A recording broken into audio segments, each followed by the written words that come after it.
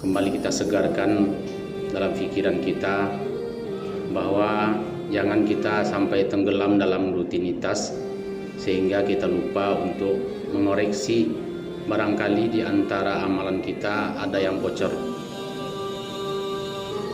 Kita merasa sudah beramal tetapi amalan kita mungkin ditolak atau digugurkan Allah. Salah satu daripada penyebabnya yang sering kita terjebak olehnya adalah riba. Kalau bahasa kitanya gunjing, menceritakan aib orang lain kepada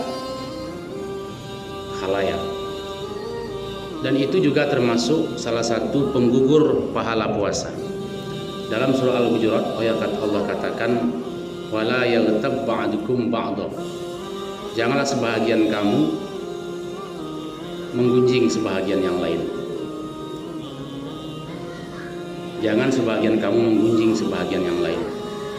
Kadang-kadang kita duduk berbicara pertama cerita agama, cerita-cerita ibadah, cerita-cerita ketaatan kepada Allah. Tapi setan masuk.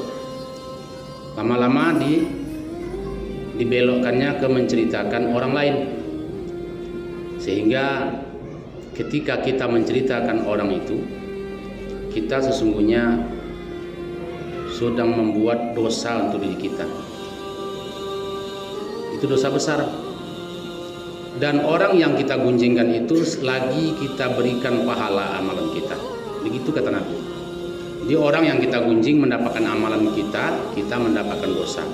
Apabila ini terjadi terus menerus, pada batas amalan kita habis, sehingga kita tidak bisa mentransfer amalan baik kita kepada orang kita gunjing, sehingga keburukan orang itu dipindahkan kepada kita.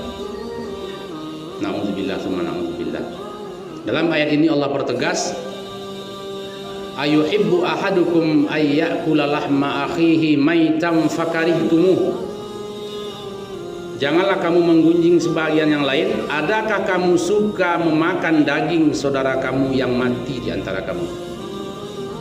Ini ayatnya.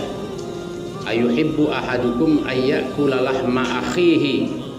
Adakah kamu suka memakan daging saudara kamu yang mati di antara kamu? Kalau kamu bergunjing, sama dengan itu.